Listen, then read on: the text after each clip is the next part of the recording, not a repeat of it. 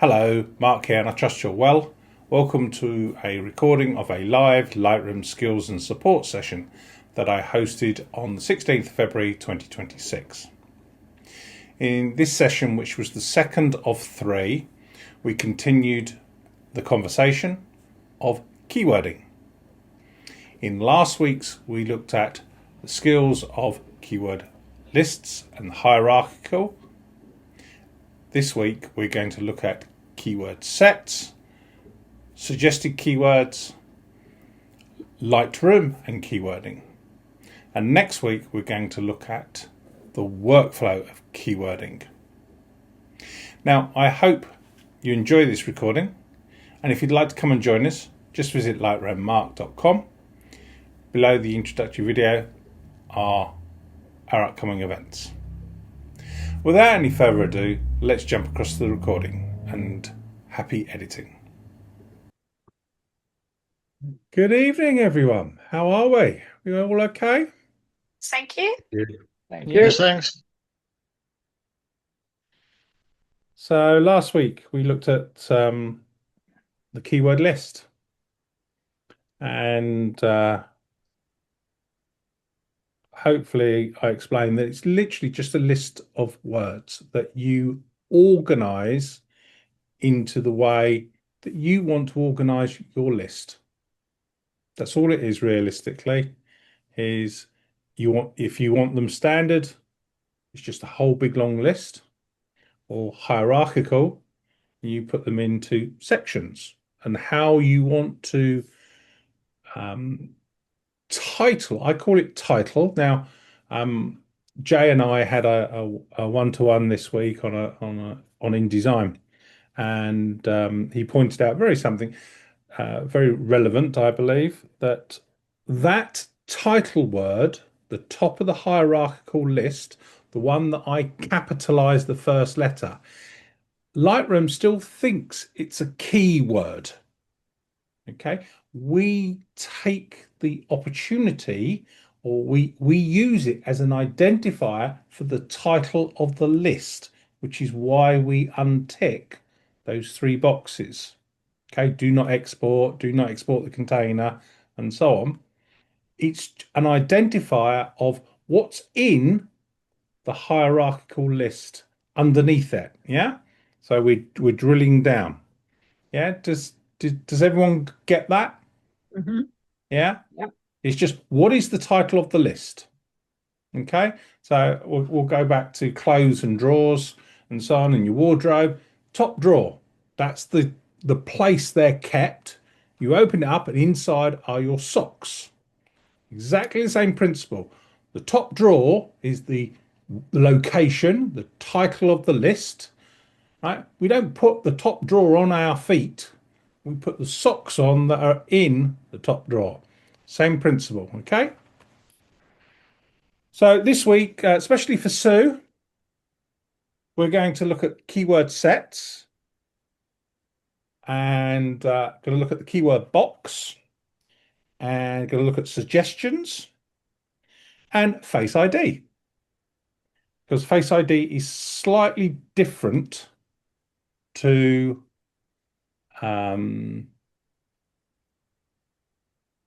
normal keywords. So last week we looked at this section here, and I capitalize the first letter of the word. That is the title, the container. Lightroom Classic sees it as a keyword, but we're not using it as a keyword. And then you can have containers within,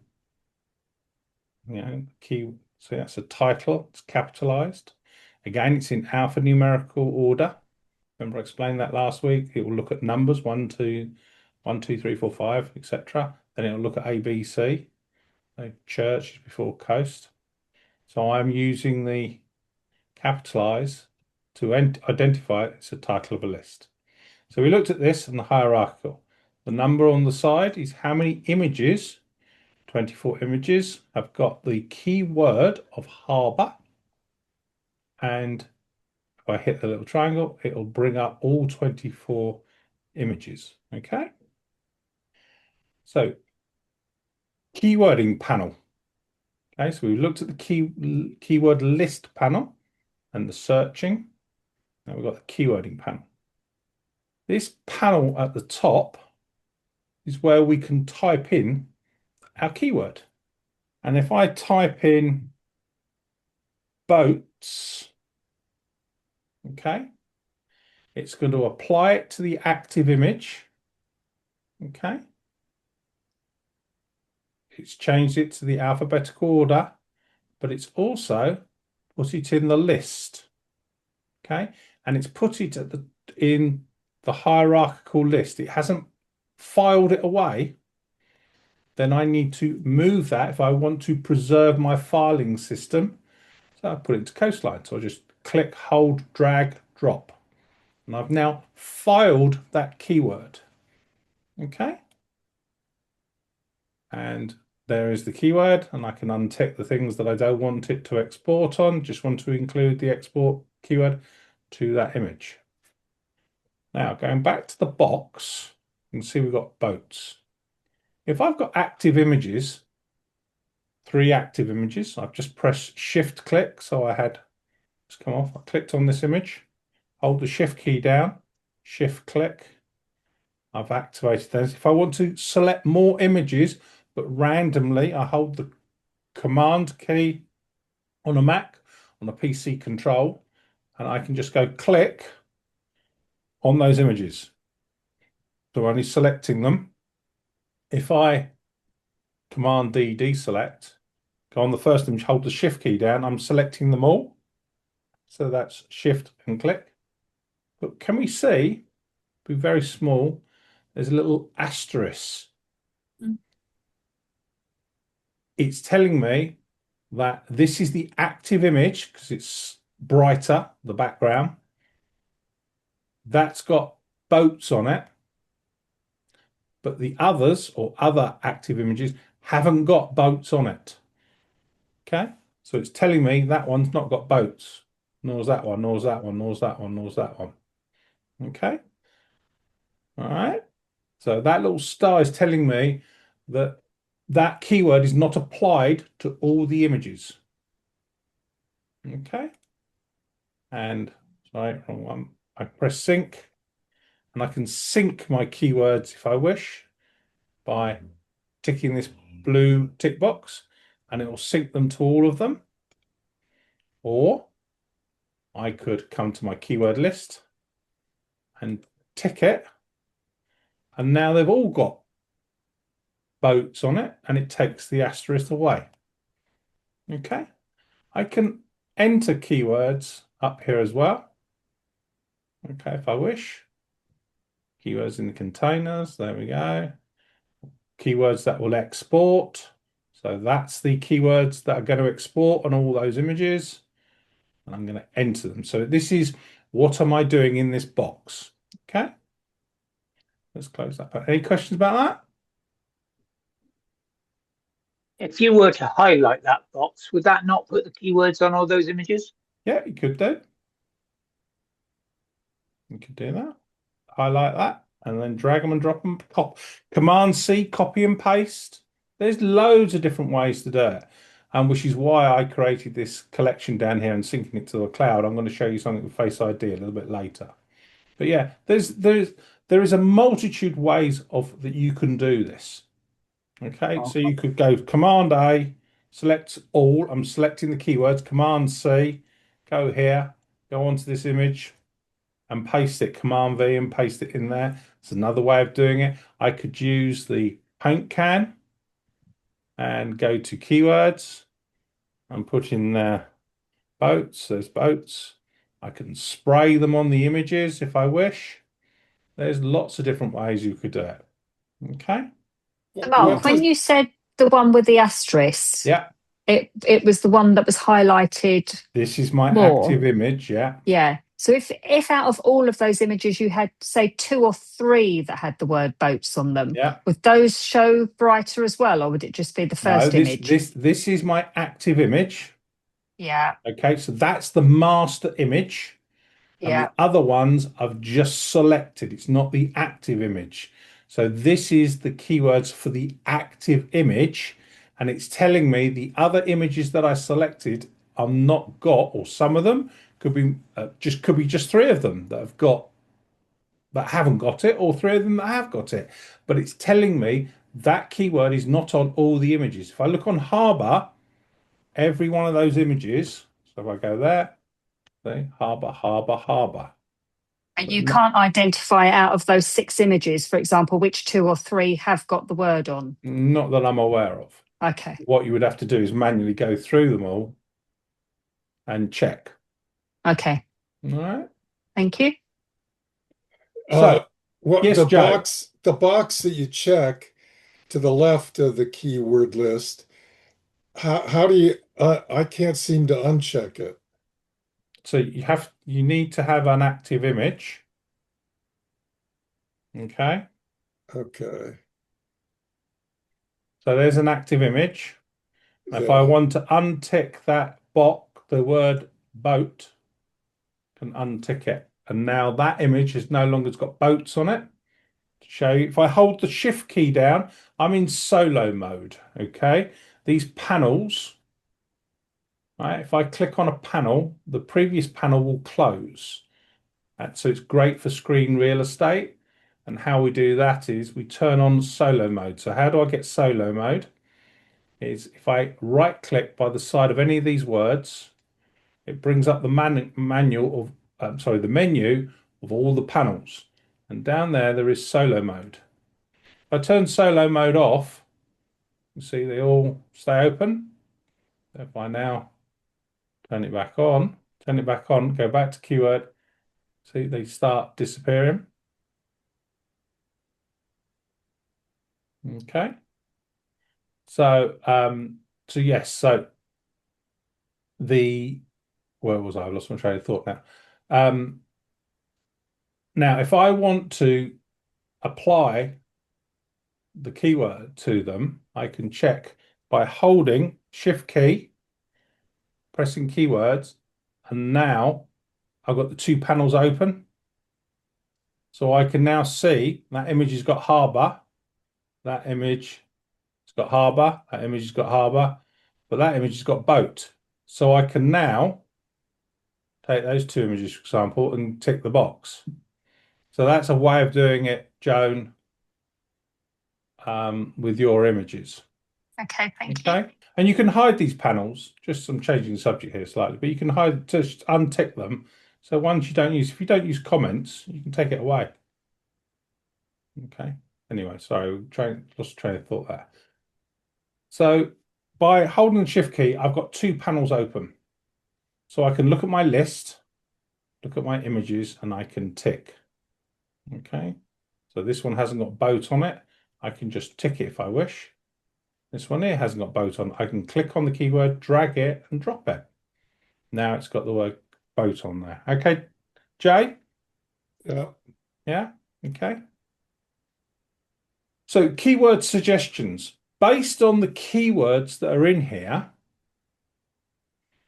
and other images that have got those keywords on them, boat and harbour, it will give you suggested keywords. Now, in the early days of your keywording, it'll just throw up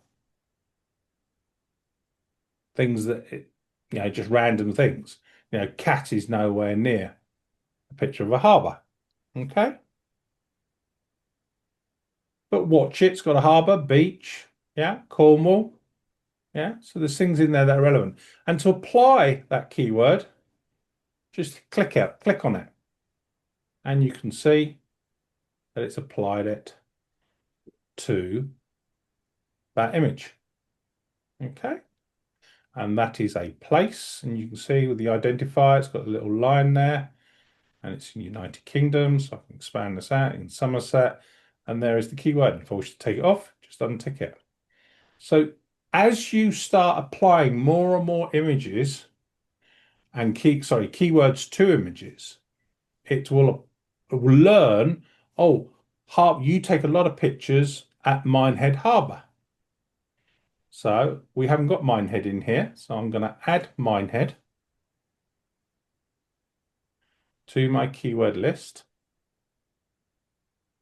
Okay. There's Minehead. I'm now going to put it into Somerset.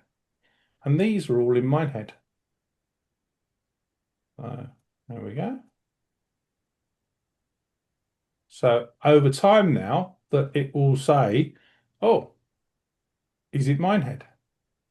And there we go. Look, see, it's now come up Minehead here. So I can now apply Minehead and it's sunrise. There's a sunset. Yeah. So I'm just applying sunset, Minehead. It's learning what I apply. And the more information I give it, the associated email keywords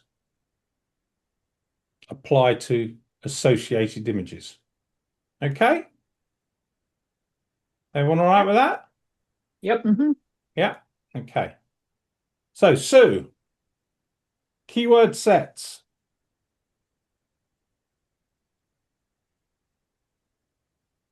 Keyword sets is a tool. Okay? It is a list or it's a group of 9 keywords that you can group together. So let me give you a scenario. In your keyword list, you have put places. So we've got Minehead and we've got beach, and we've got coastline, and we've got sunrise. Okay, so let's create a keyword set. Okay, and we're going to put Minehead, beach, harbour, sunrise or sunset. Okay, have we got coastline? No, we haven't got coastline. Okay, so I'm just going to put those in there. And I'm going to call this, save this as a new preset, Minehead coastline.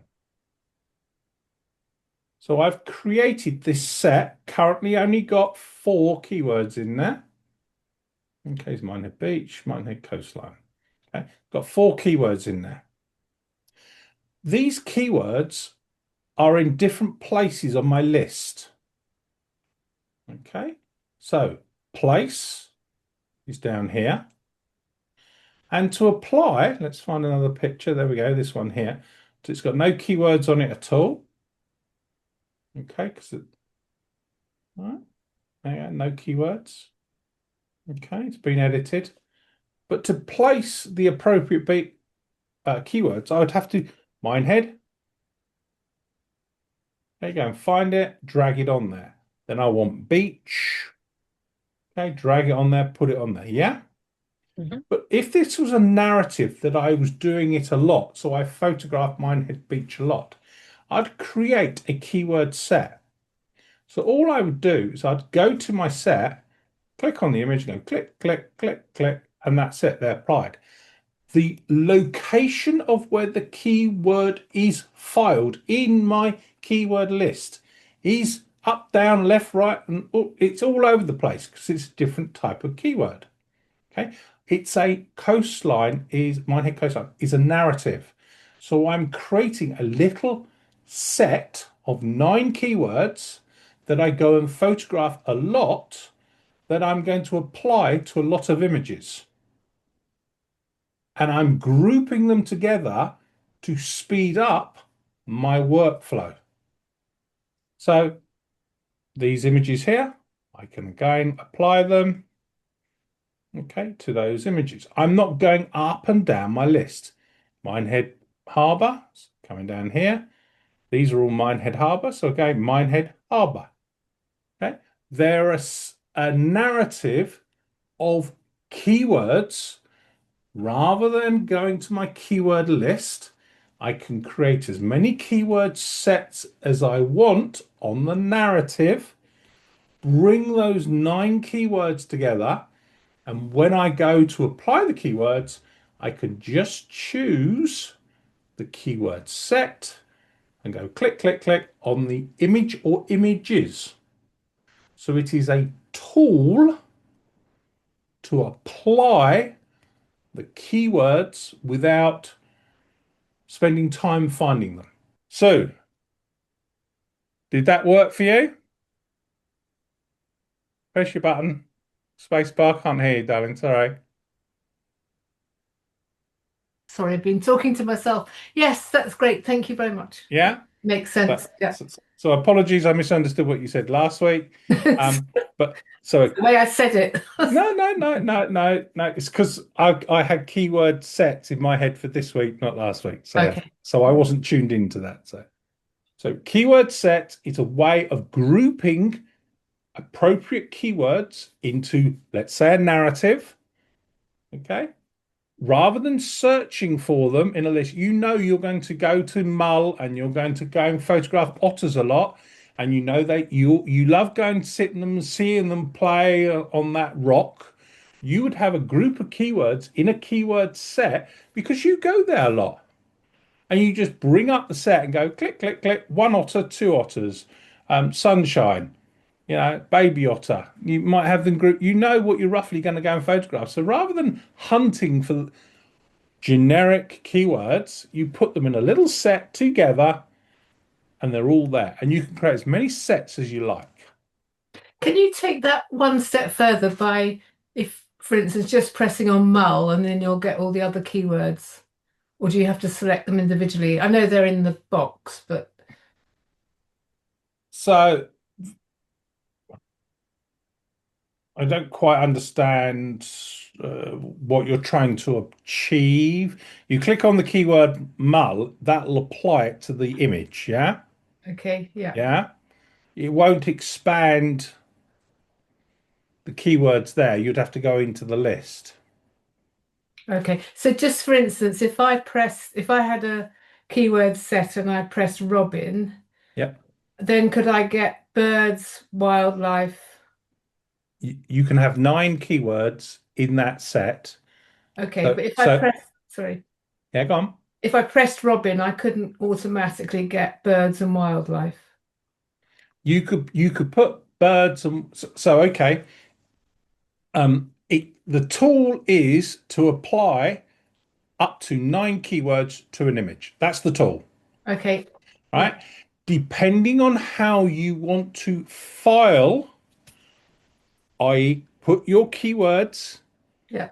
in a list, how you want to file it, you could put birds and whatever, feathers as one keyword.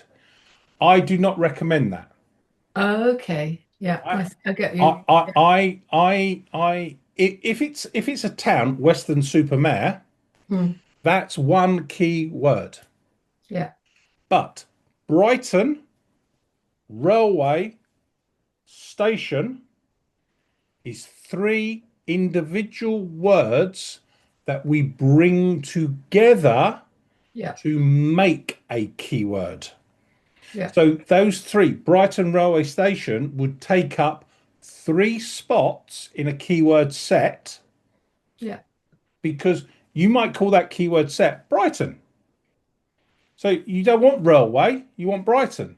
Now, Yeah. when you go to find a keyword, you're searching for a phrase or a set of words or an individual word. And that's when you change the drop down, what are you looking for? Okay. Thank you. Yeah. Yeah. So the 9 keywords in a keyword set it's a tool of a narrative that you're going to regularly apply because the alternative is okay. So the alternative is so let's see. So this image here, the alternative rather than using keyword sets is either go here into the box and typing them, which you could comma beach comma all right Yeah. coastline, which we haven't got in there, but harbour. this is taking time.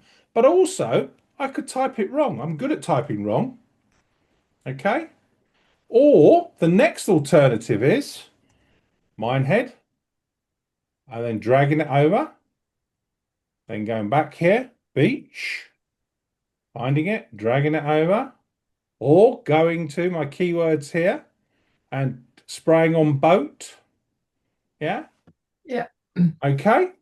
Yeah. Putting the dot back. But if I've got them in a keyword set, and I can use multiple keyword sets. So I could have one, Minehead coastline. Okay. So let's go this picture here. Minehead beach coastline, harbour. Yeah. And Yeah. I've got another one here called Minehead Beach. Now, can you see only the active, even though it's a different set, Yeah. these are white, they're Mm. active. Coastline isn't. Right. So now it's in a different keyword set, it doesn't matter. Okay. And I can click on, click off.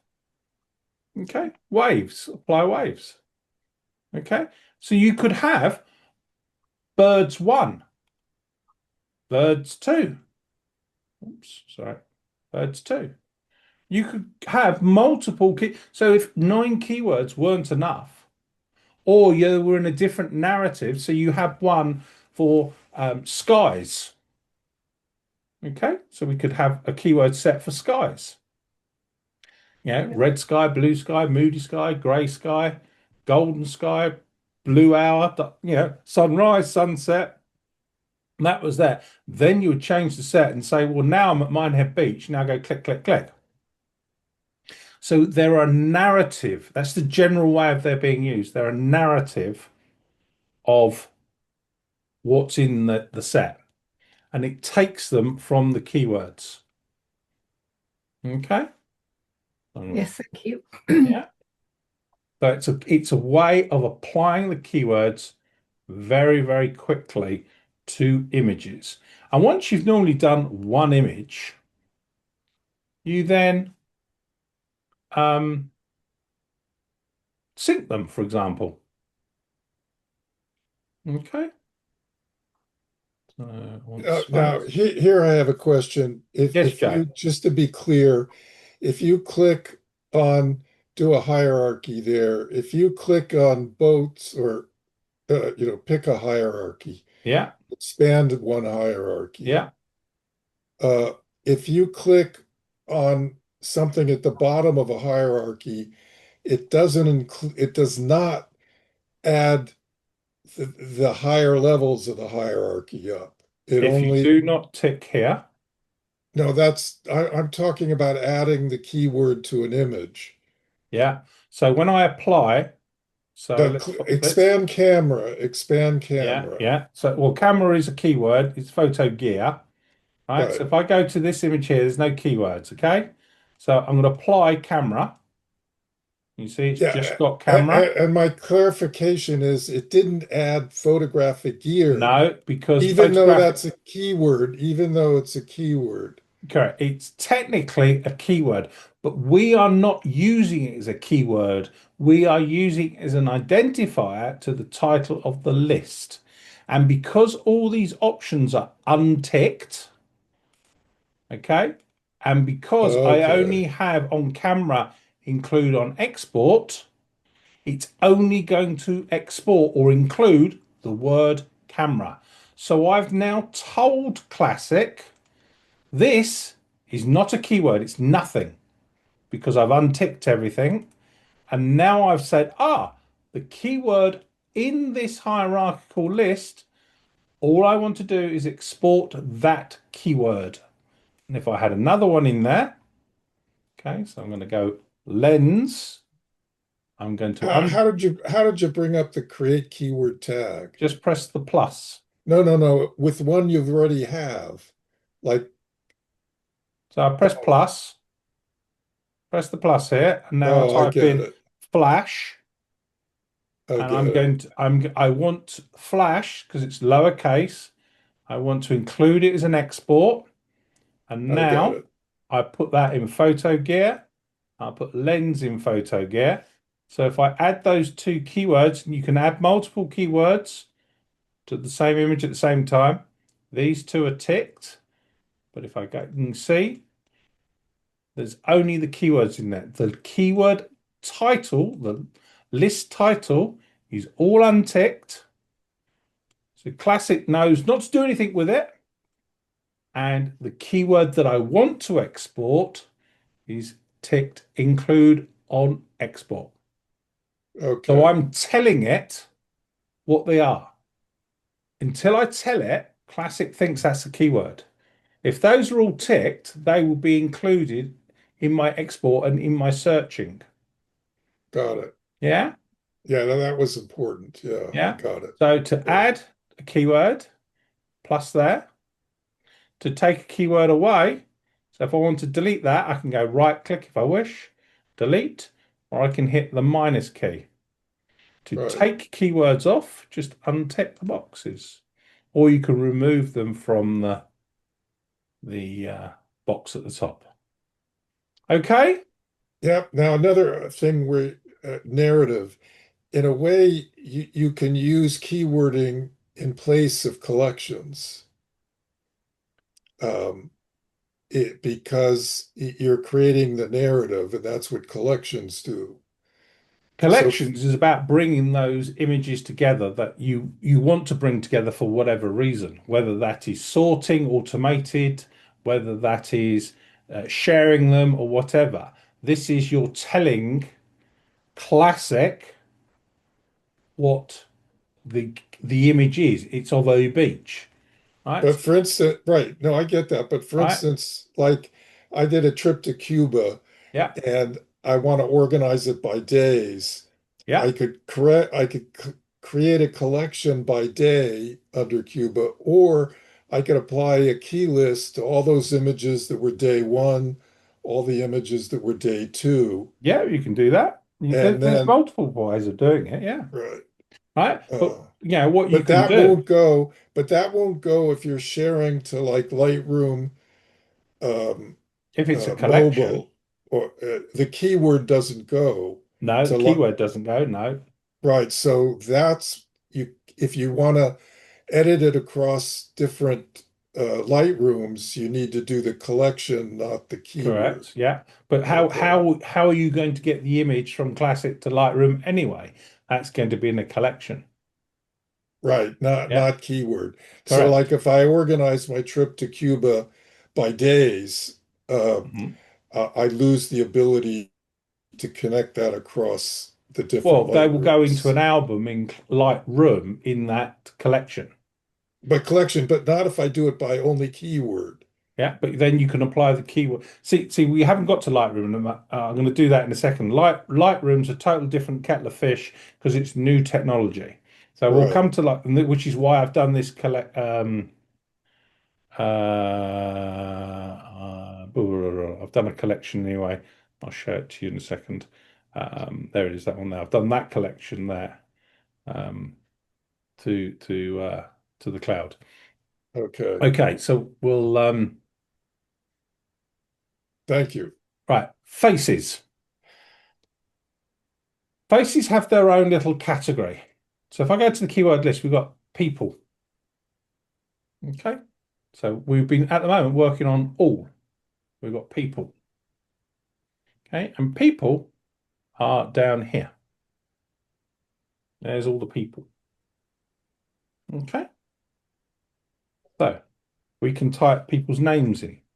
And again, I have the same principle, lowercase, because it's a keyword. And all I'm doing is I'm typing. Okay. Oops.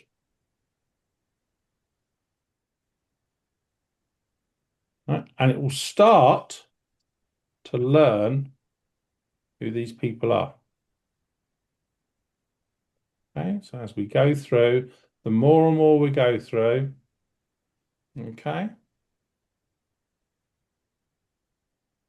Right. The more and more. See, look, Joe, this one's identified as Joe.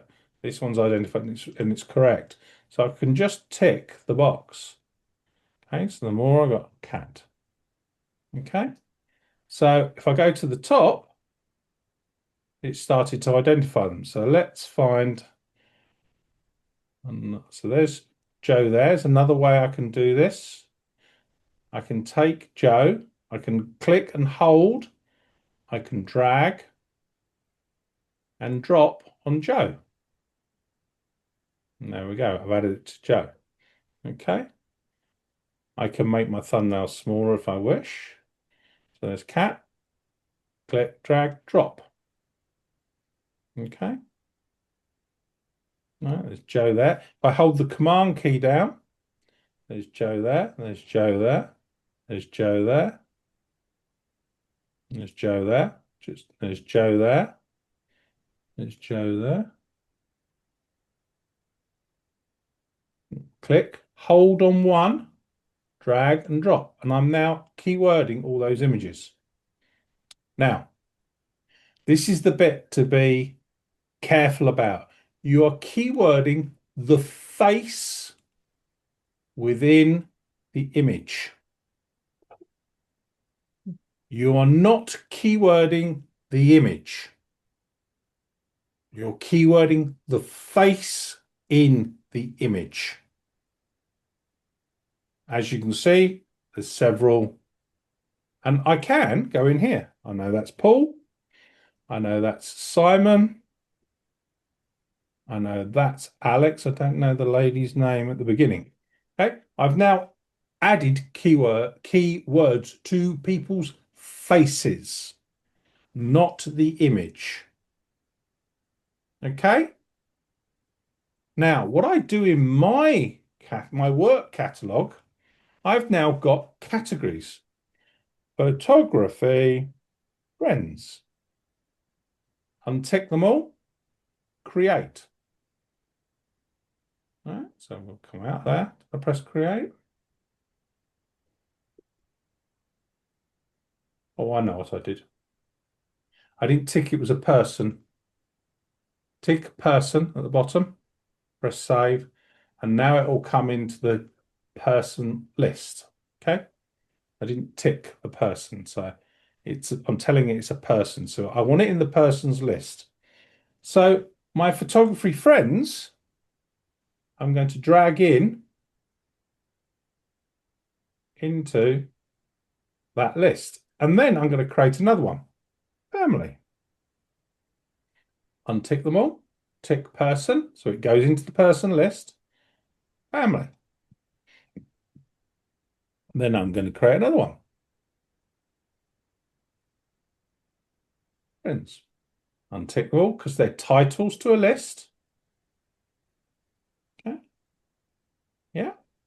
So I'm creating little sublists, which is exactly what I did with my main keywords. But these are for people's faces.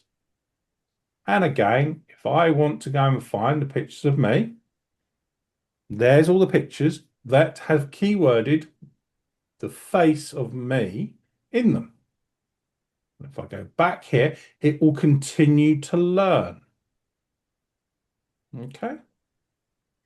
And it looks in that location. More information you give it, the more it will find. Okay, that's Malcolm. Okay. Mark, can I ask you? Yeah. The capitals and the small letters, is that just how you've set it up? Because I have all my keywords starting already with a capital letter. Okay. And if I was starting to listen, can I make them a small letter? Yeah, you can. You're just changing the keyword, and it will update the filing. All it is you are associating a word with a picture. Simon. Yeah. So the capitalization we talked about last week is I'm identifying that it's a name of a list. Okay, you don't have to have hierarchical keywords. You can have one big long list. Okay, but if you want to use hierarchical keywords, you could have, let's just, so I didn't sort some of those out. So Andrew is a photography friend. Let's put that in there. Simon is a friend.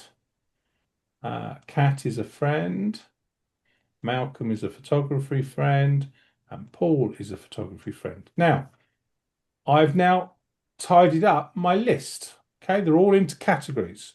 So if I go back to all, let's get rid of this. You can see most of them, wave, that's a space. So I now need to move that to there. Okay, it's actually in coastline. So I'll move that into coastline. We could have the word coastline. See, look, I've got the word coastline as a keyword, but I've also used the word coastline as a title to a list. Okay, you could, all it is a visual identifier. Could have it all capitalized like that. You know that's the title to a list. So when you go to apply a keyword to an image, okay, this could be on import. When you start typing coastline, it will bring both of them up. Well, which one's the title of the list? Because you don't want to put the title of the list because the title of the list will not be exported. Okay, because you've turned that off. If I go to coastline, it's not going to be exported. So if you send it to Alamy, Getamy, Adobe Stock, or anyone like that, or put it on your website, it won't have the word coastline on there because it's a title, but this word coastline will be exported. So when you go to type it here, what one do you use? You don't know. So it's an identifier. So capitalizing the first letter in my workflow identifies it's a title to a hierarchical list. So I want the lowercase. Okay. Now I know that's a keyword. And that keyword, coastline, oops, there, I double click on it, will be exported. So when I export that image, put it on a website, send it to a stock agency or anything like that, it will include the word coastline in the keywords. So Google and other people, if it's on the web, can pick it up. Does that answer your question? Yes, thanks. Yep. Yeah. You can change anything you want. So if I put coastline _1, that's updated the keyword. But if I go to the image and coastline _1, if I go to the next image next to it, that's _1 because it had the same keyword. So if I changed it from a lower to an upper because I want to organize my key or reorganize my keywords or change my keyword structure, it will just update the appropriate. So if I take it off, _1, go back to the image, it's updated it. If I want to reorganize my images, hierarchical, so let's say we've got animals up here, nothing in animals, and we've got wildlife down here.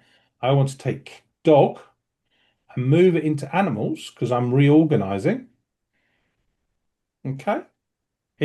All it's done is put it in a different list.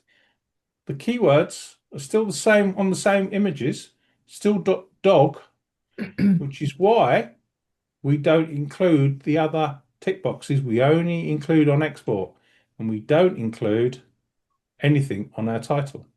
So as we develop with our photography, perhaps our skills get more defined, we think differently over the years as we get wiser.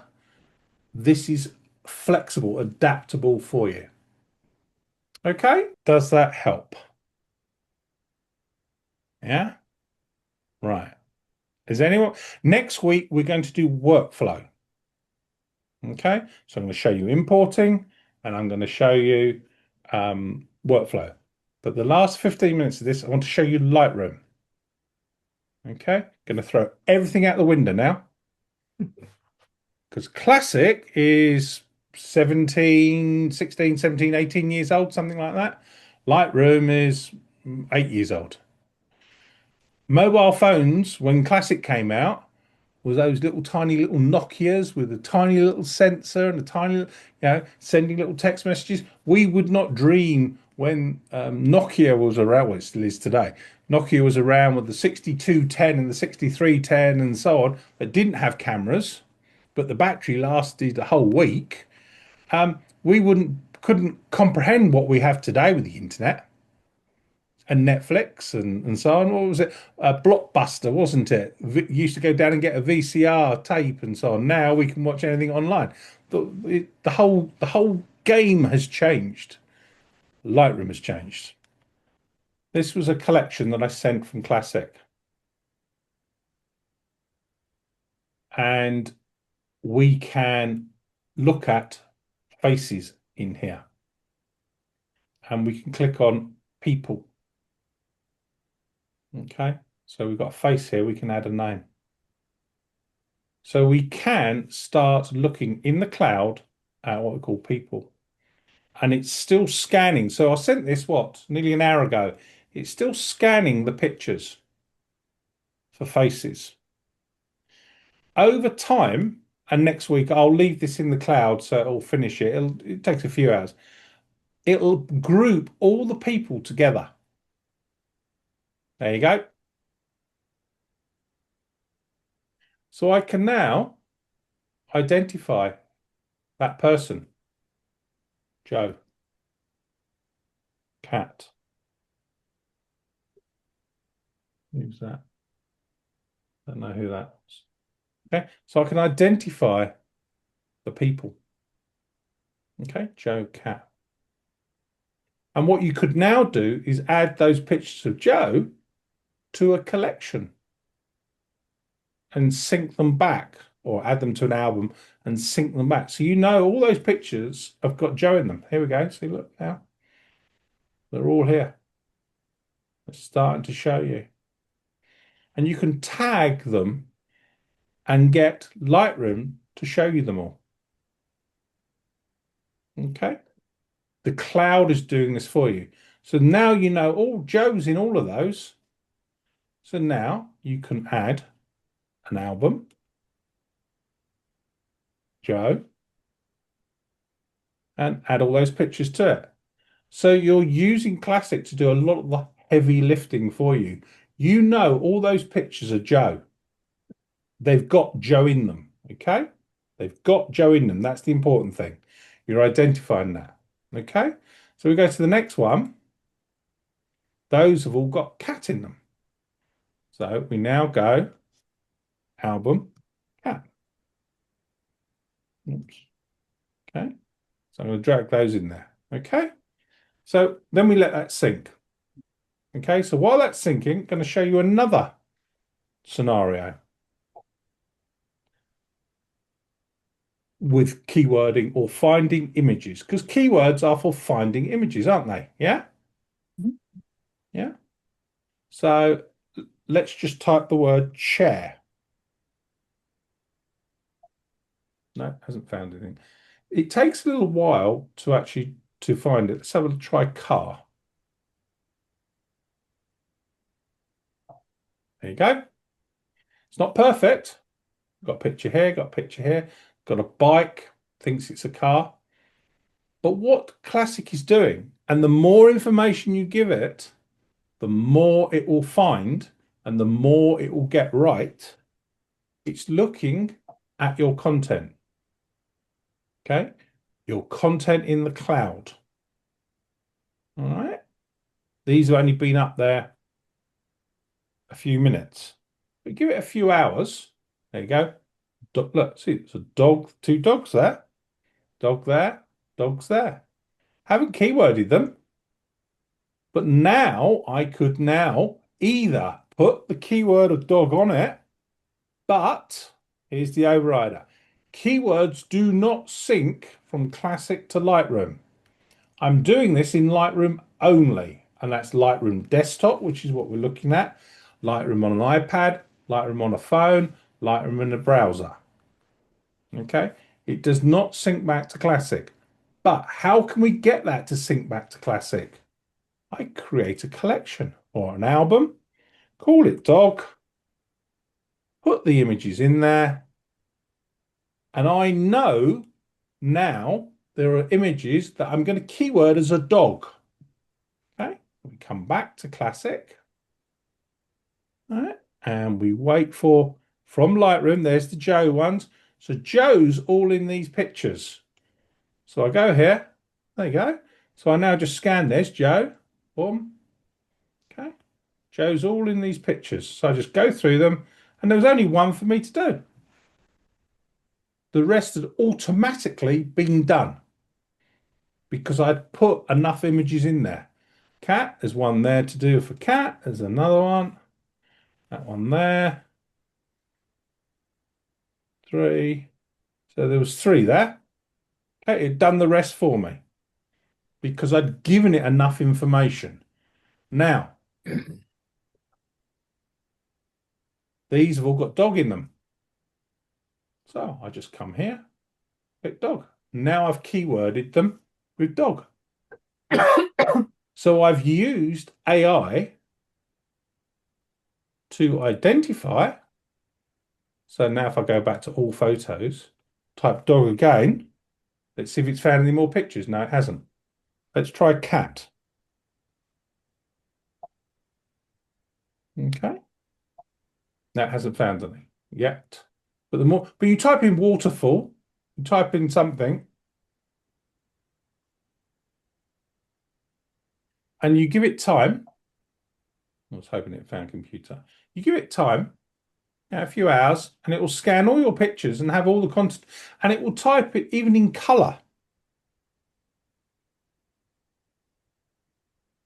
No, still hasn't yet scanned. But you give, and it will come back with the answer, and it will read text open. So it's a way of using Adobe's computers, put it in an album, that album will sync back to Classic, and you know they're all dogs in there, so you just keyword it with dog. Done.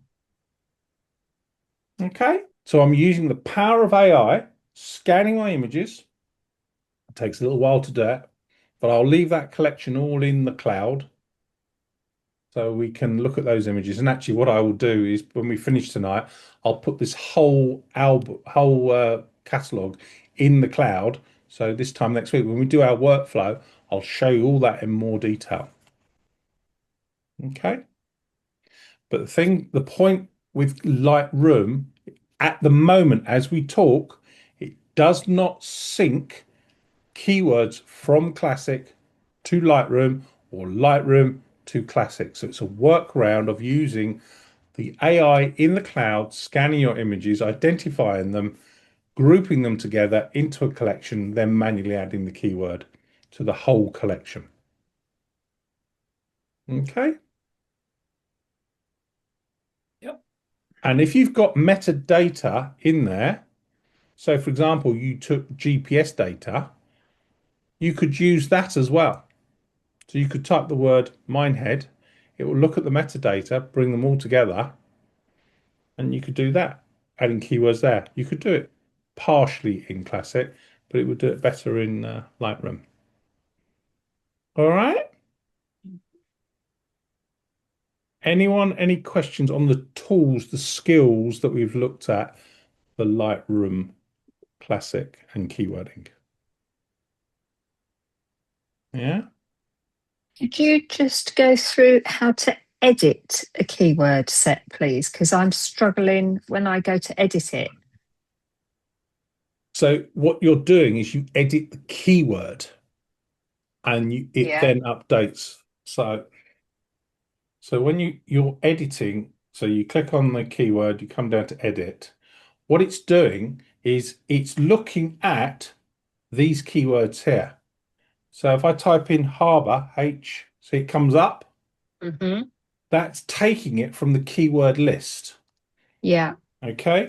Now, if I go boat, it's got boats.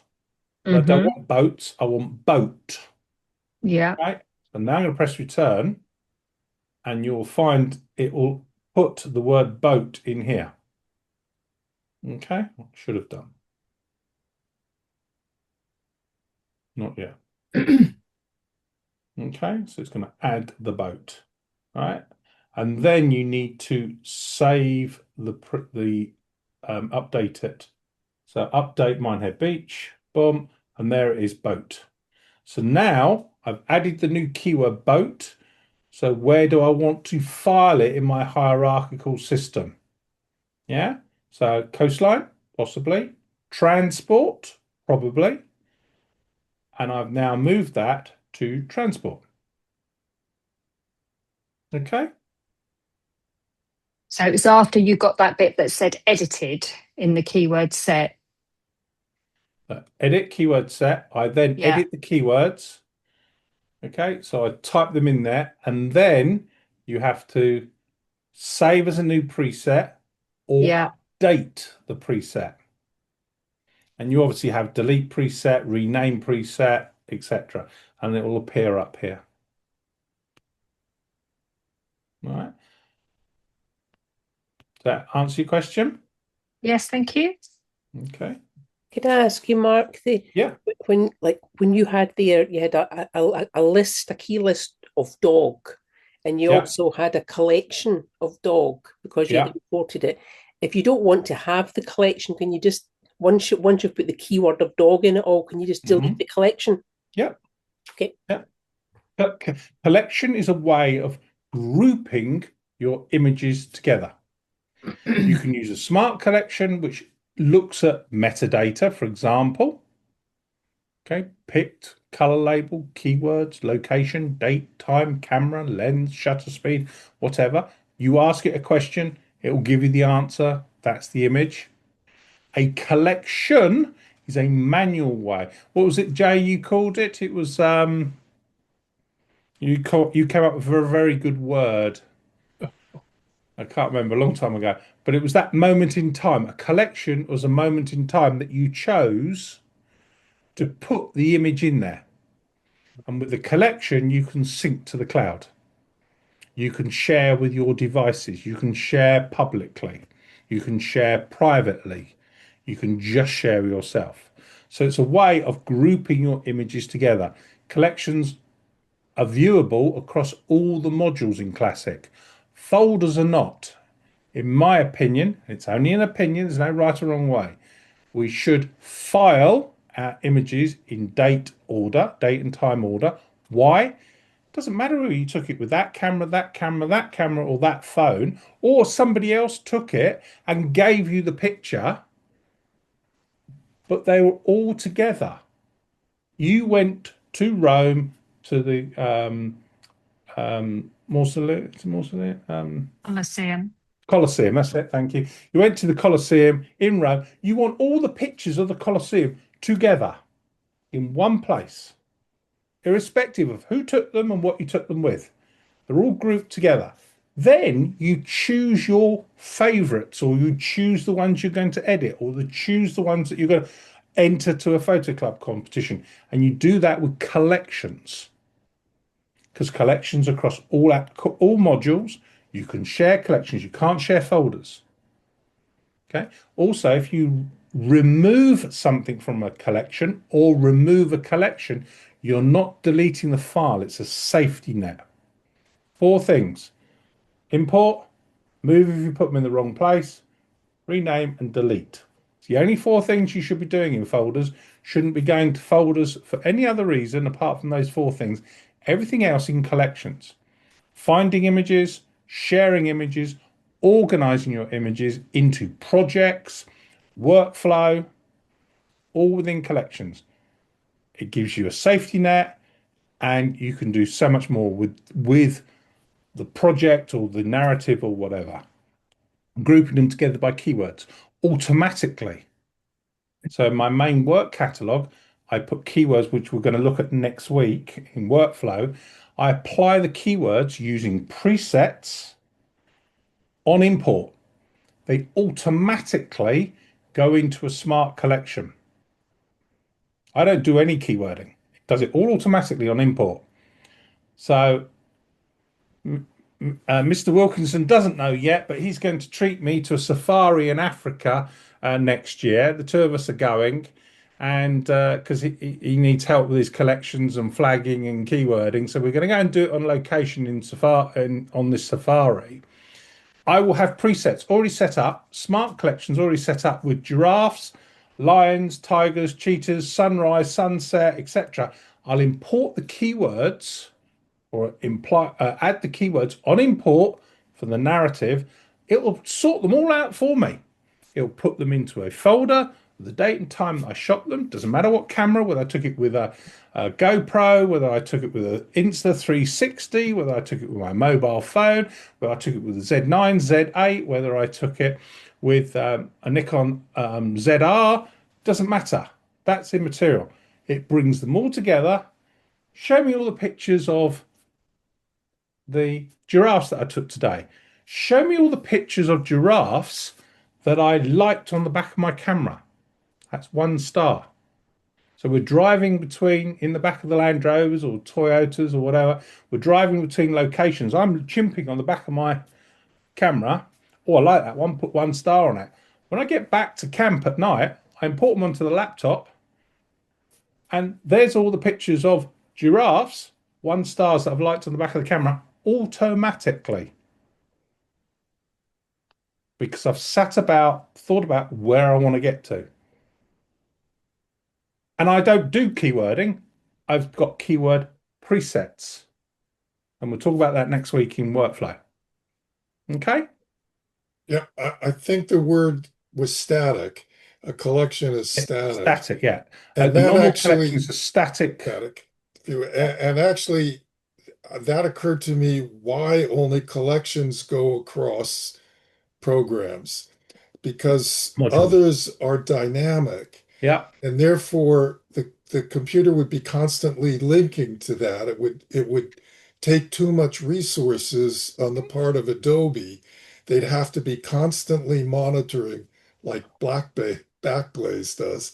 They'd have to constantly monitor your smart collections because they're changing all the time. Yeah, but smart collections do go across modules. They don't go up into the cloud. But that's what I mean. Yeah. They Okay.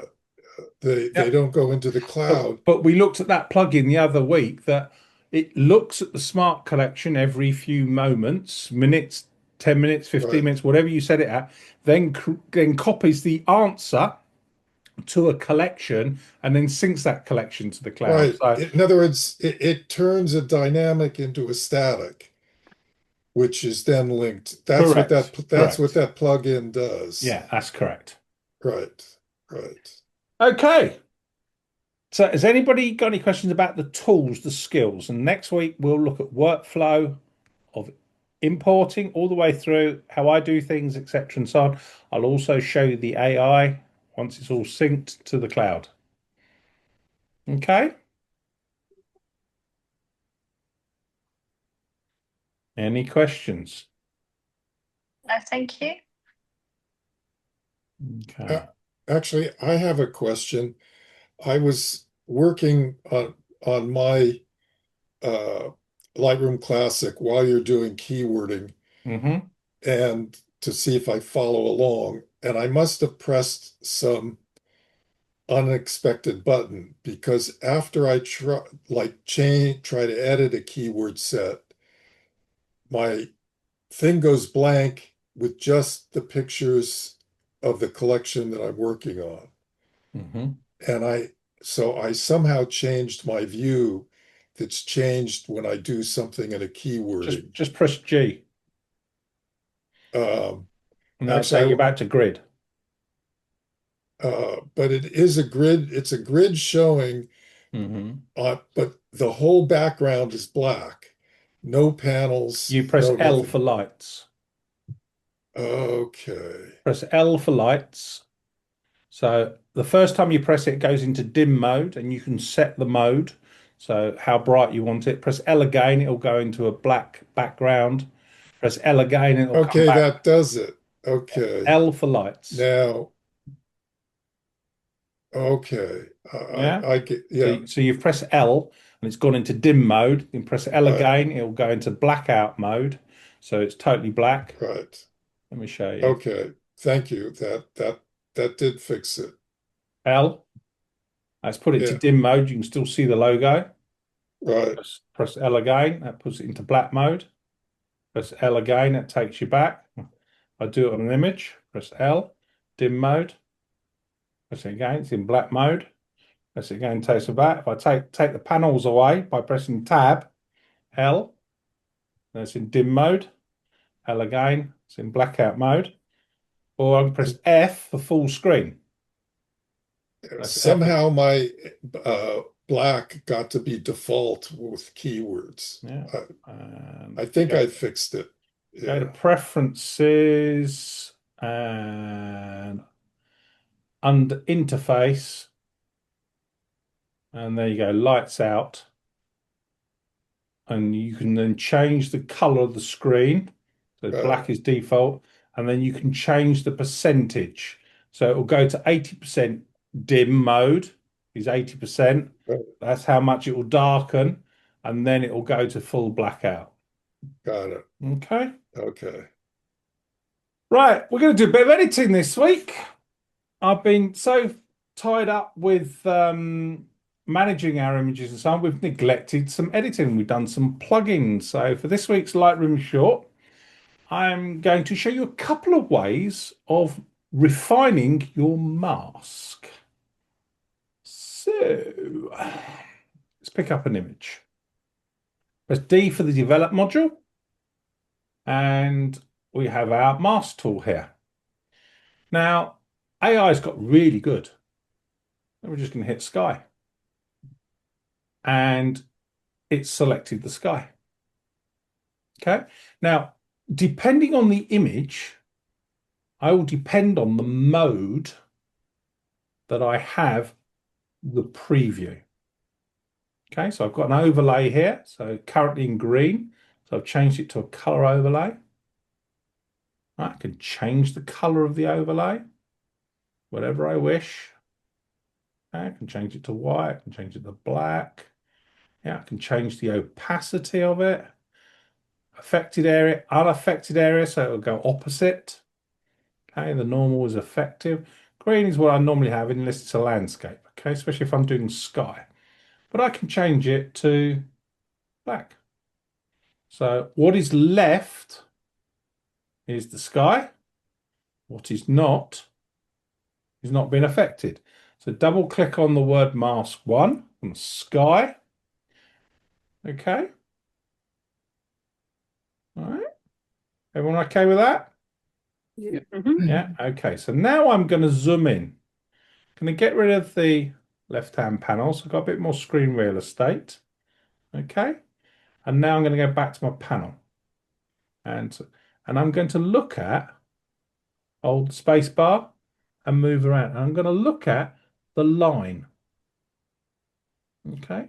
So the sea here hasn't been included. It thinks it's the sky. Okay. So add. And I could use the brush. So I'm going to make the brush a bit smaller. I'm going to click auto mask on. And where the cross is going, oh, so we've got flow and density. I'm going to turn it up 100%.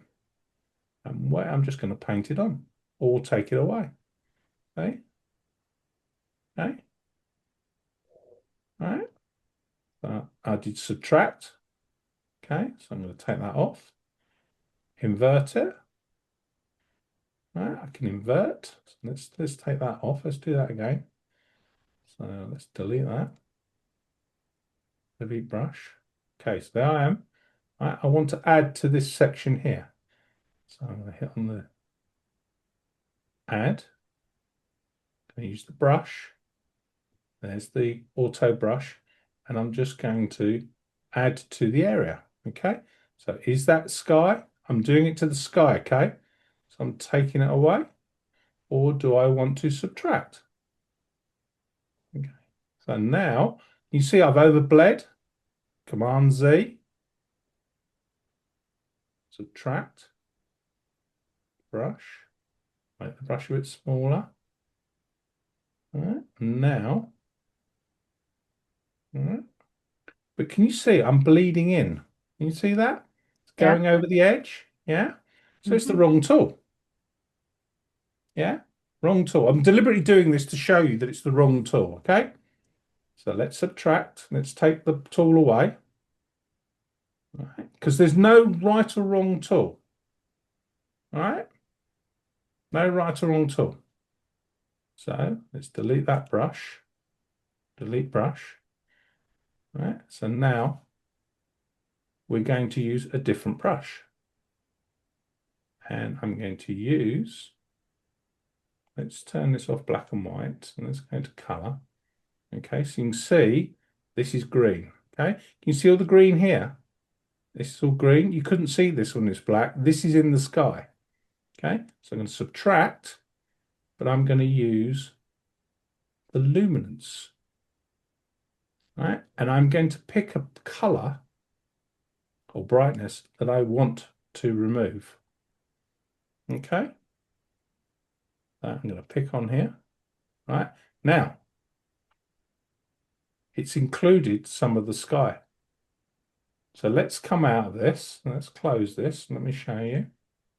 All right, so let's bring it back out. All right, so these bits here, what's green is included, okay, in the mask. So by using the luminance, does everyone know what a luminance mask is?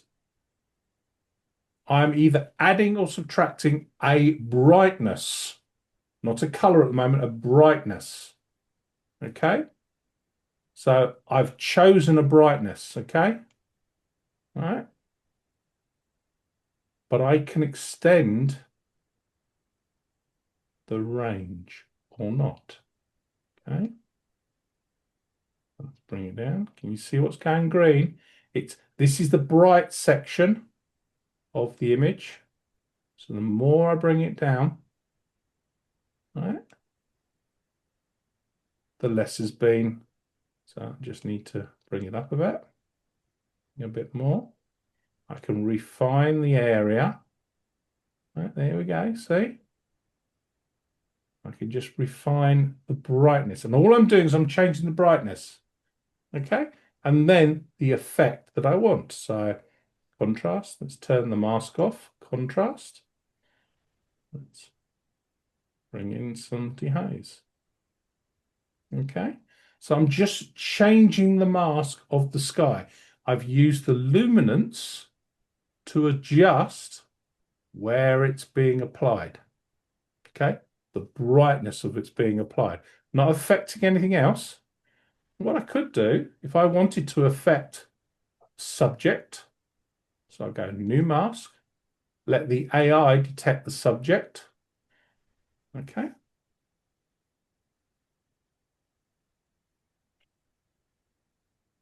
Okay. Now I can bring in some contrast. I can open up my shadows. Okay. Now, if I wanted to make some separation, I could duplicate and invert the mask. So it's taken whatever was green, flip it, and deselect. But you can see there's a little bit here, it's overspilt. Do I want to include that? Don't I want to include that? Okay, so I'm going to call this background. Okay, and I want to make my blacks a bit darker. And I want to add some contrast. Okay, I've made some separation. I've used light to separate. No right or wrong way. Okay, let's go on to another image. All right, this image here. D for develop. Select the sky. There's the sky, but you can see it's overbled here. Okay, it's overbled up here. The question is, do I want to affect that area, okay, the same as the sky? It's the light upon, photography is light upon a subject. All right, so let's change the color of the mask. All right, And let's say perhaps I want to add this. So let's use the luminance mask here. Click here. And that's now added. Change that to the green. Now it's added this part of the image to the mask of the sky. So if I brighten the sky, so if I go to tonality, I turn up the exposure, the sky is getting brighter, but the same amount of this bright part of the image is getting brighter. If I want to bring the black point down and dance between the black point, yeah, I'm affecting the two parts. I'm using the luminance mask to add to this mask of that part of color of light of the image. There's no right or wrong answer. It's just showing you what the tool does. Okay. So we go to this image of the bird. That's the other one. That's the one I wanted. Okay. I can zoom in. Okay. Go to D for develop. Let's use the AI subject. Let's see it select the subject. Selected the subject, but it's also included the post. Subtract. So let's rename the mask to the bird. Okay. And let's subtract.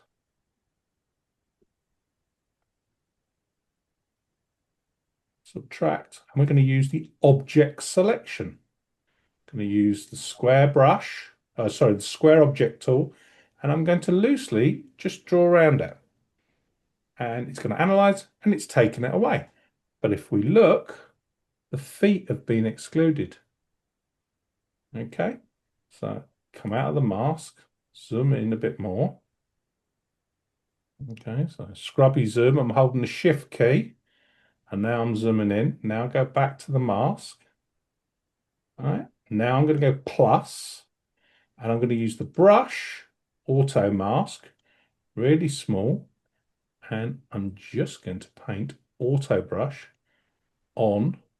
I would normally use my tablet. Okay, and where the cross is, okay, there we go.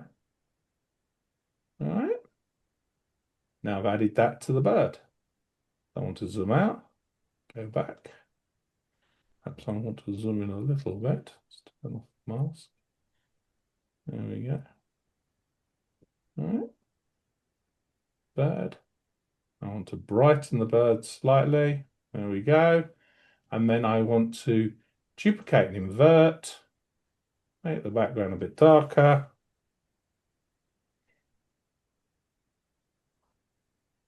So I've now brought out some separation between the bird and the background. Okay. But I might want to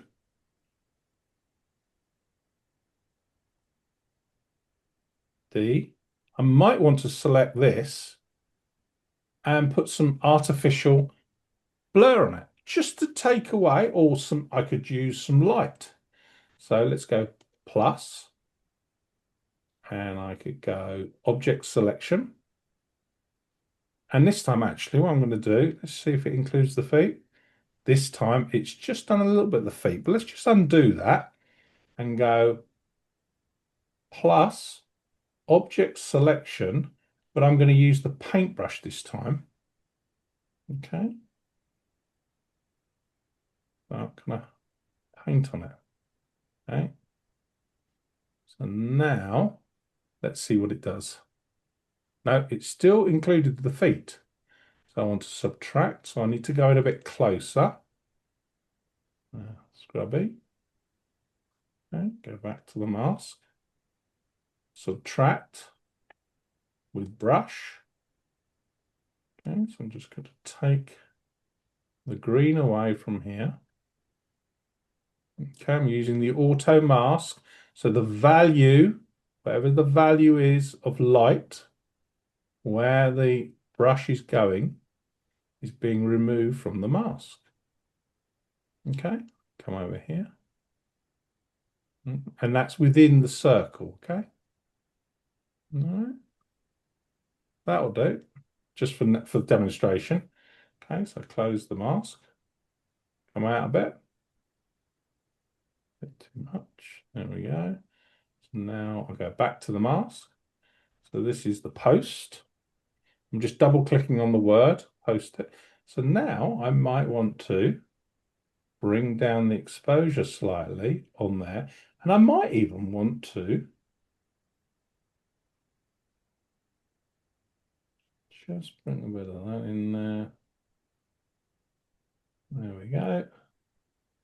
And then close the mask and go to lens blur. Apply lens blur. So the AI is analyzing and it's going to create some. So now I shot this at shallow depth of field anyway. And I could even reduce the depth of field even more. Okay, so I can be really fine with the depth of field. Okay, and it'll work it all out for me. All right. I could even go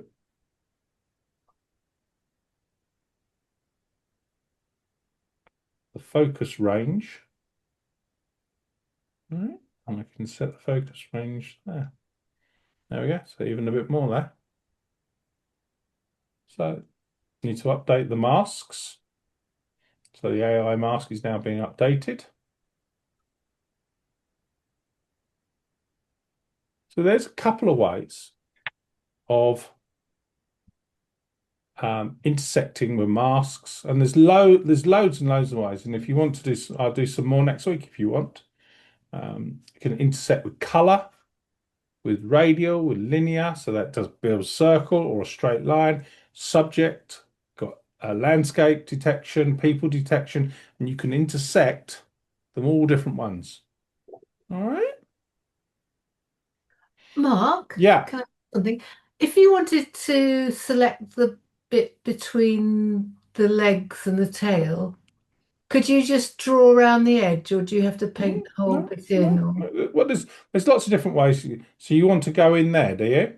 yeah, because that was included in the mask, Was and it? how you unincluded it. So it's not. Yes, it is. Yeah. So I'd go subtract. Lots of different ways you could do this. So just go mark that and just paint in there, and it will subtract it. And will it detect the boundaries?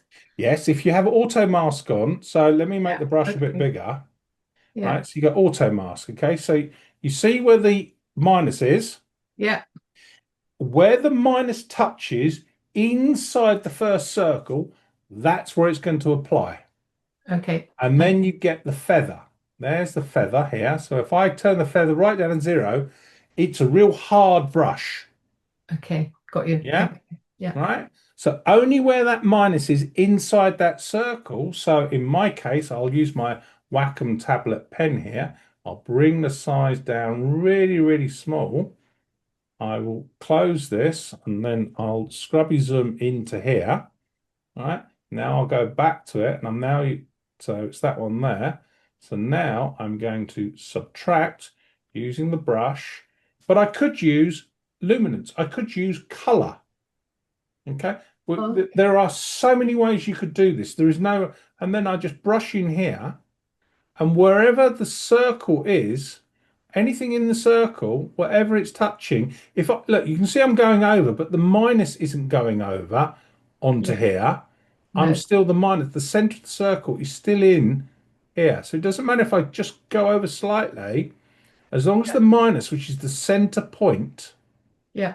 yeah, right, and same in here. But I could go subtract luminance, click there, right, and it will subtract the color. Right, Clever. so show the overlay. Right, you see, it's gone. Yeah. Brilliant. Yeah. So there is loads, and there is no right way. So I want to subtract it from there, do I? There's no right way of doing it because it changes for every image. Yeah. I could do color, subtract color. Right? I choose a color. right? And it will remove that color from that selection. I'm only doing it on where the green is. Okay, so if I take the overlay off, move up the image. So if I want to put the overlay on, take the red away, it's now taken the red away. It's not going to do that part of the image. Yeah. Yeah. So there's not one tool to do it. There's so many different ways. Yeah. Well, I've got there's one on Eventbrite for masking, etc., and so on. So there's a whole evening on this, but it's a little bit Okay, right. later in the year. Thank you. But yeah, there's so many permutations. It's like how many lottery tickets are there? The changes for each image, you'll use a different tool for that image. Yeah. So I was just showing you just a few ways of refining the mask, refining your selection. AI is really good. And if you want to do some more next week, I'm happy to do that. And what I'll do is I'll show you a trick about using AI and then applying the AI again, then minusing the AI, which is really good for things like trees. So I can show you that next week if you wish. Mark, can I ask you that you did at the end Yeah. update masks? What Yep. were you doing? What was that you were doing? Okay, so when there is a hierarchy of workflow of Adobe says Adobe would like us to do things in particular order. And one of those things is denoise. Okay. So Adobe wants us, and the theory is if you've got a noisy image, like that with the background blur, okay, when you zoomed in, it was a little bit noisy, color noise. If you do your denoise first and then do lots of edits, you're not amplifying the noise by your edits. That's the theory. Okay. So Adobe's asked us, and I can't remember off the top of my head the whole list. I think the next one is HDR. If you're going to do HDR, do it next. So when we do masking and we use the AI, we need to update the mask. So there are things that we do. I'm trying to explain in a way that we all understand it. Right. Let's go there. Let's see if I can. Right. So when I create a mask, right, so we're just going to go background, okay? All right. It's used AI to create that mask. Yeah. When we make some changes, so I now will go selection, subject, okay? And we make some changes, let's say remove the post, that post becomes a part of the background or not a part of the mask. And we need to update the masks to do that because it's updated something but not updated something else. Yeah. It's like you haven't told the left hand what the right hand to do. Yeah. So it'll ask us to say these things further down in the workflow, please update it. So if I bring down the tonality, right, it will update, it asks us to update a mask. Okay. Or if I change a mask, the other masks that we've done, it needs updating. Okay. Because we're applying it to one mask. Okay. All right. And that's when this goes orange. So the lens blur mask. So let's increase that. What are we lens blurring? And it'll apply the lens blur, how much the effect. And there you go. You see, it's now asked us, please update the mask. Yeah. And depending on what we've done, it'll ask us to update. So when I take an image, if I go to history panel, and right down to the beginning. So this is the image from day one. The first thing I would do, I'll go to my detail panel and hit the denoise button. And it's going to remove the noise. Okay, it's creating a mask and it's going to denoise the image automatically for me. Okay, that's what Adobe asks us to do. Then I might select the background. So we wait for this to finish. So there we go. So it's put on some denoise at 50%. Now I'm going to go mask, select background, but I want to include the post in the background. Add, object selection, square, add the post. I now need to take away the feet because it's included the feet. So there we go. So go back to the mask. Okay, so I go minus auto brush, and then take this off here. Okay, and then here. Okay, so I'm just staying loosely on the feet. Yeah, and now the leg, as long as I stay in the center of the leg. All right. Gone over it a tiny bit there. All right, that brush is too big.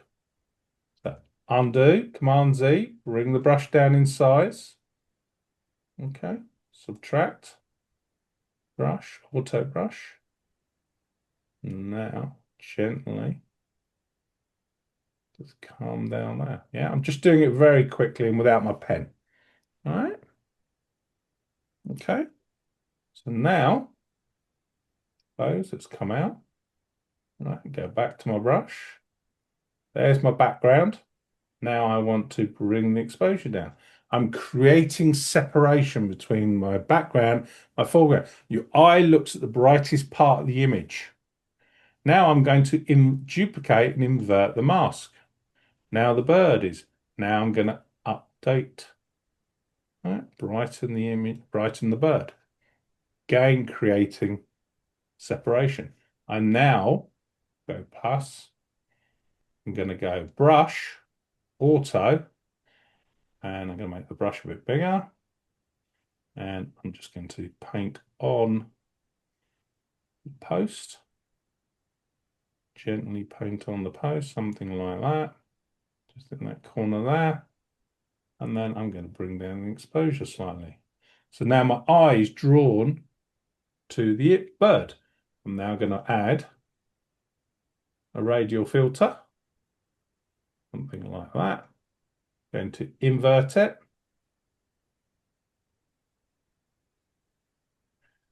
Bring down the background.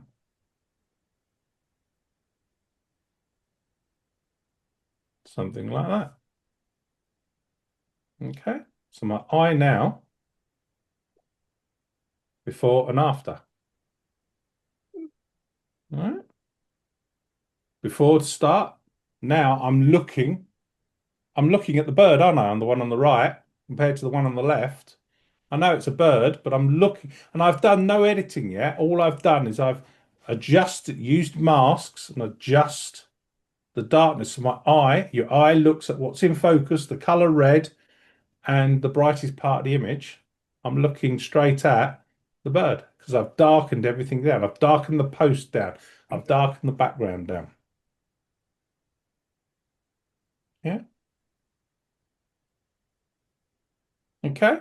So using masks and refining the mask, there's lots of different ways to do it. And if you want, I'll go through some more next week in this time. All right. But there's not one right. Well, I say this most weeks, don't I? Lightroom is every tool for every photographer, every type of photography, and there's not one right way of doing something. And it's my learning style is about showing you the skills, allowing you to decide and learning by trying them out. Yeah. Okay. But Yep. there's so that's a whole subject. We could spend 2 weeks just doing masking, and we will do masking as we go through. And this is what this section is. And if there's something you specifically want to know about in this short section, or what, yeah, ask away, and we'll put it in. Okay. So, has anybody got any questions about what we've done tonight? Yeah. No? How did you do that dynamic zooming? Hold the shift key. It only works, it's called scrubby zoom. It only works in the develop module. So pressing D on your keyboard, and you hold the shift key and move your mouse left to the right. And where your mouse is, where the pointer is, it will zoom in at that point, zoom in or out. Got it. Thank you. All right. So there's another one. I think it's is it command. Yeah, command, or in your case, control, brings up a box, and you can draw a box, and it will zoom in, and it will zoom into the last zooming percentage, if I remember rightly. Okay, spacebar takes you out, but the scrubby zoom. So D for develop. Hold the shift key, and where the mouse is, right brings you in, left takes you out. It's the only time it only works in the develop module. Okay, hold the command if you're Mac, control if you're PC. You can draw in a box. Okay, and that will take you into where you want to do it. And that works in any module, that does. Okay. I think there's something on my Lightroom channel all about different ways of zooming in. So using up in the navigator bar and using the zoom slider at the bottom. There's lots of different ways. Spacebar will jump into the last, whether fit or fill 100% or not, or if you zoomed in at 200%, press the spacebar, it'll jump in at 200%, press the spacebar, it'll flip out to the fit or fill or whatever the two. It's like a temporary memory. It'll flip in and out. Okay. Yep. Thank you. Yeah. Anyone else, any questions for tonight about what we've done tonight? Thank you. No, thank you. Yep. Okay. No, great session. Really nice session. Thank you. Well, thank you. So next week we will look at workflow. I'll bring in my workflow of keywords. So importing, presets, syncing, collection, smart collections. Okay. So I will have some images on my camera. I'll import them for you, show you my presets, what I do before I go on a shoot or before I'm going to do something, or what I might have already done. So if there's a narrative I've always photographed and so on. All right. Showing you how to automate your keywording. All right. How I find images using my keywords, using smart collections. All right. We'll look at all that next week, workflow. We'll use Lightroom. And let's just have a quick look to see if it's done. Show you a preview for next week. So it's been what, an hour? Let's say an hour. Okay, so cat. This is a search bar, just like a Google search bar.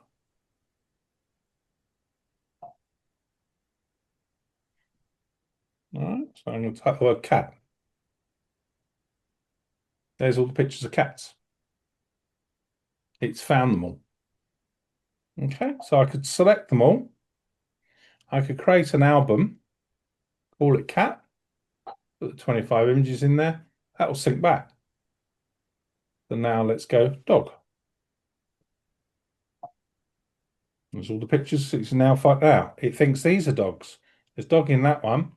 So select all, deselect those two, drag them to the dog.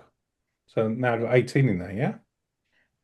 When But you're here's doing the- that, Mark, on Yeah. the top it says in blue, just underneath the search thing, create smart album. Yeah, So that's a can smart collection. Can you just click on that as opposed to what you were just doing by Right, making an album called dog or cat? So I'm doing this manually. Okay. Okay. What a smart album does is like a smart collection. What it is, it's a memory of your search. Okay. Unlike what a smart collection is, which is a lot more defined. So if I type car, okay, there's the pictures of cars. What I'm doing is I'm saving the search. Okay. All right. So now I'm not saving the images, I'm saving the search. And this is the answer to the search. Right. Okay. Yeah, got it. Yeah. Hmm. It's automation. As you can see, these aren't cars. There's not cars, any cars in there. There's not cars there, there, and there. It thinks it's a car, so it's wrong. Yeah. So it's a saving of a search, but the answer is wrong. So my way currently, if I type car, okay, I will now go, yes, right. So they're all cars. That's not a car. All right. No more cars. Then I'll add that to an album and go car, include the 16 images. And now I've created an album to go back. But here we go. Here's the spooky thing. Red. Brings back all the versions of red. Every image that's got red in it. Green.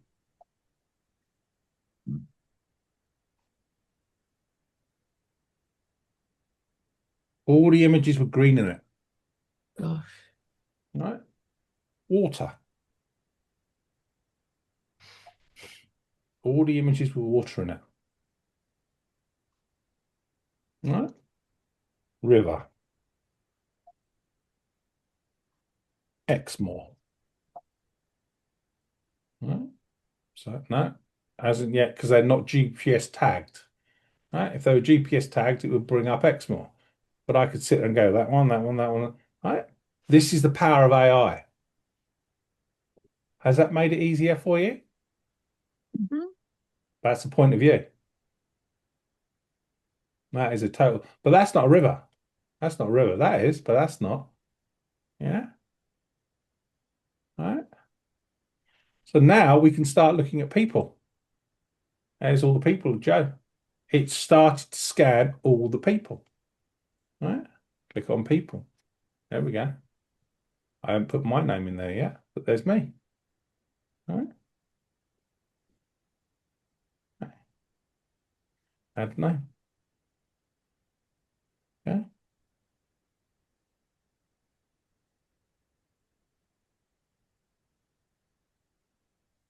Okay.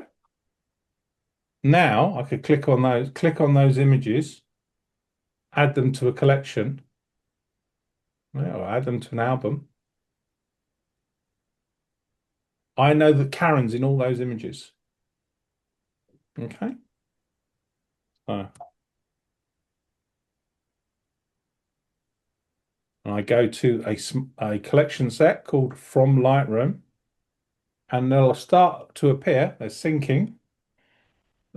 Yeah, they'll start to appear in here in a collection called Karen. And then all I would then have to do is hit that. It will find all the faces and drag them in there. That's it. Speeding up the workflow of tagging faces so much quicker.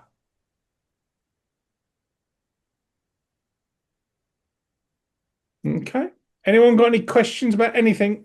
Lightroom Classic.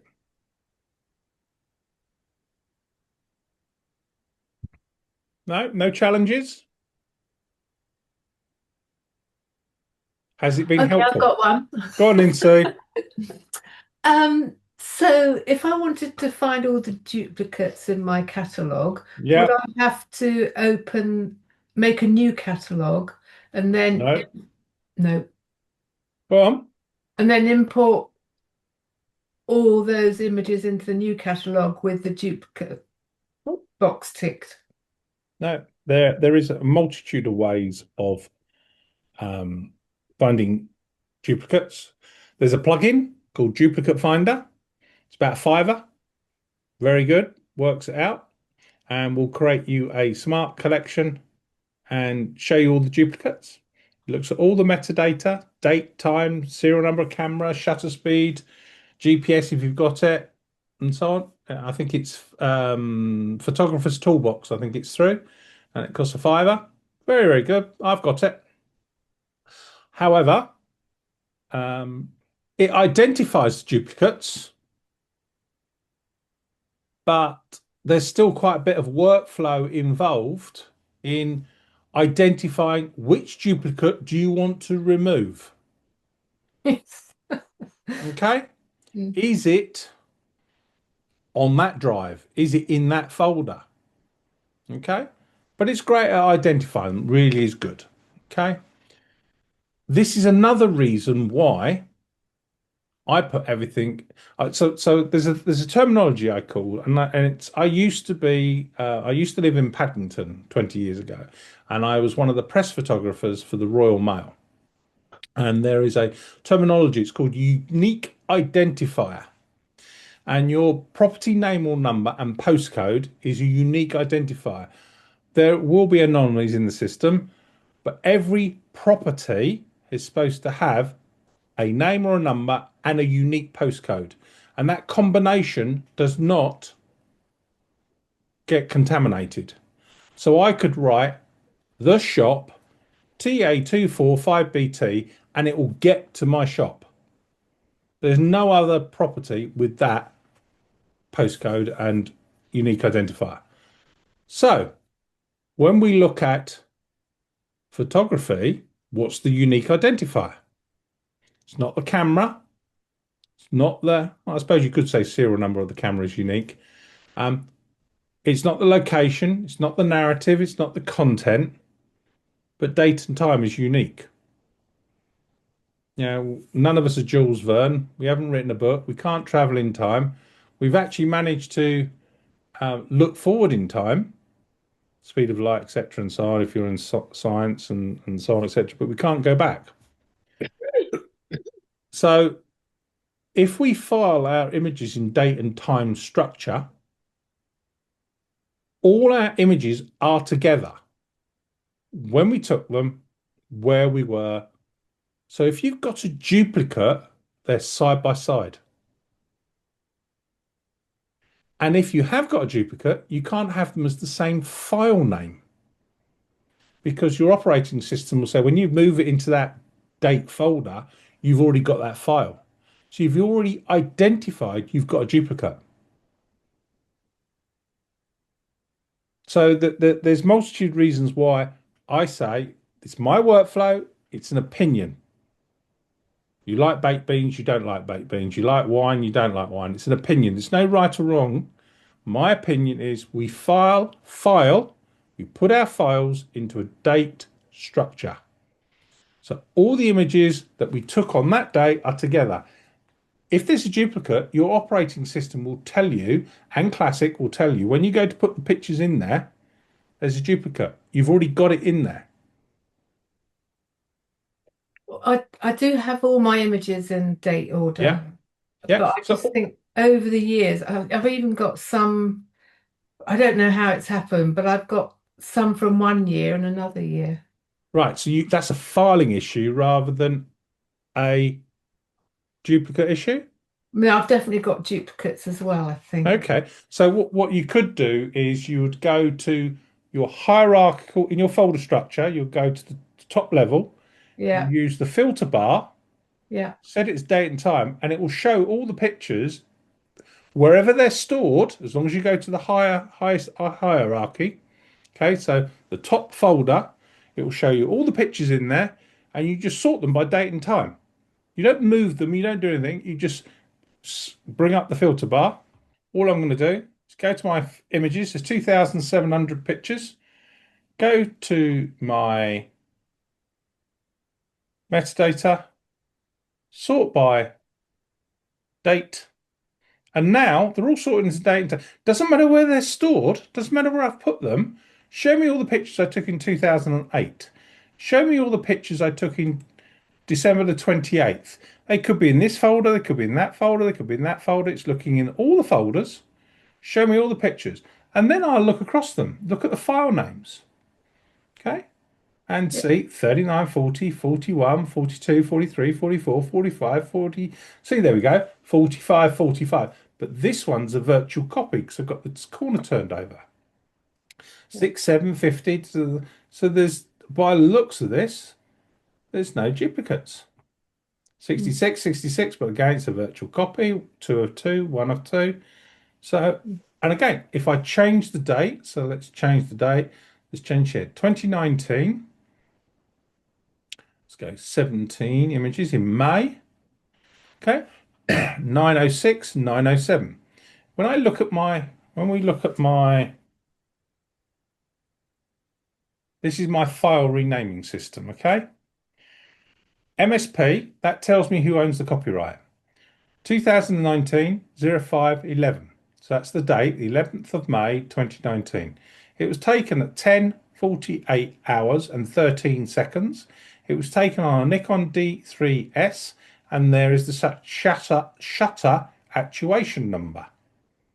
That is unique. If it was duplicated, I'd have it twice, yes, but I would know that's unique. Why is it unique? And you could turn around and say, well, actually, Mark, your Nikon D3S takes 14 frames a second. So this time would be the same. Date and time would be the same. But my shutter actuation number wouldn't be the same.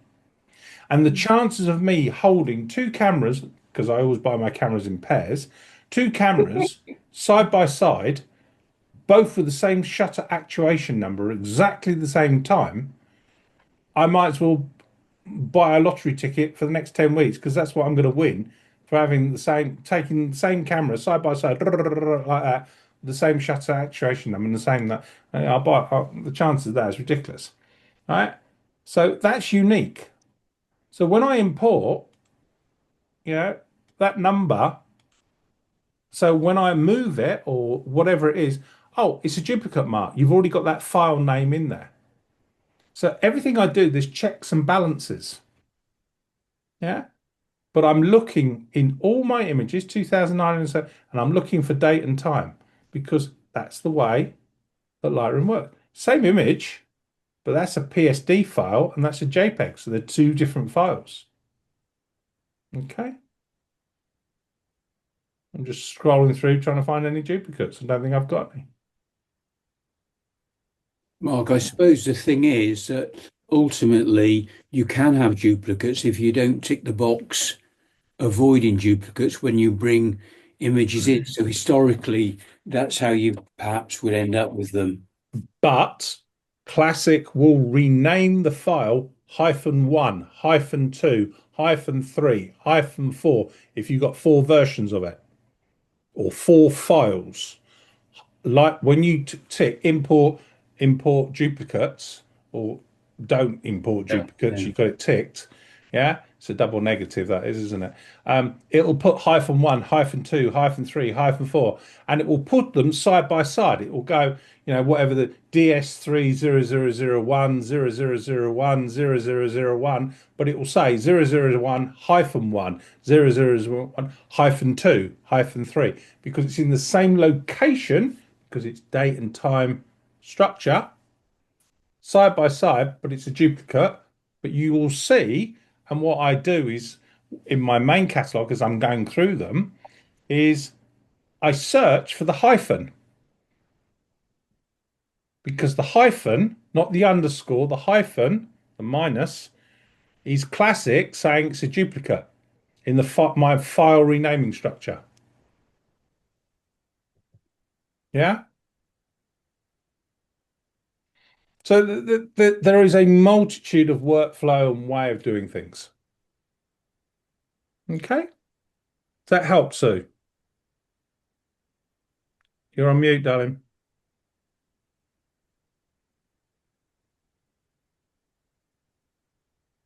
I keep losing internet. Sorry, just for the Right. last sort of 5 or 10 minutes. So I'll watch the recording. So Okay, no problem. I'm sorry, but thank you. That's all right. That's no problem. But yeah, just sort the easiest way is to sort your images into date and time. And if you've got a load of images, create a smart collection Yeah, for that day. There they all are, and then go through pick and rejecting them. yeah. Okay. The only problem doing that is you don't know the location where they're stored. So you go right click, show in finder. Sorry, scrub that. Right click, showing folder, and it will take you to where that file is in your folder structure. Okay. Okay. Thank you. Anyone else? Any questions? No? So what are we doing next week, everybody? Do we remember? Workflow. We're doing workflow for keywording. And then the following week, I think we're doing crop tool, is it? Or is it tone curve? Yeah, crop tool. So next week, we're going to be doing workflow for keywords. And the week after that, we're going to do crop tool. And I'm going to show you my workflow of how to crop several sizes of image, but only got one file. Okay. So like, so you might want a square image. You might want an image for a YouTube or a video thumbnail. So I'll show you how you can use the crop tool and different ways of doing it and explaining, because a lot of people think it's a size, but it's not. How we use the crop tool, overlays, all those type of things. But I'll show you my workflow of how I've got one image, one file, but 20 different types of crop. If you do that in Photoshop, you've got 20 files. Okay, so that's what we're going to do in 2 weeks' time. So next week's mastering keywords, workflow. I'm showing you my workflow, how I do it, and it's to provoke you to think about how you want to do your workflow, because we should be doing it automatically. Saves so much time. And the week after that is crop overlay tool. Okay. Thank you for your time. Lovely to see you. Thank you. I will Very make much. every endeavour to the recording be up tomorrow morning. Thank you very Thank you much. very much. All the best. Thank Have you. a nice evening. All the Bye. best. Bye. Bye. Bye.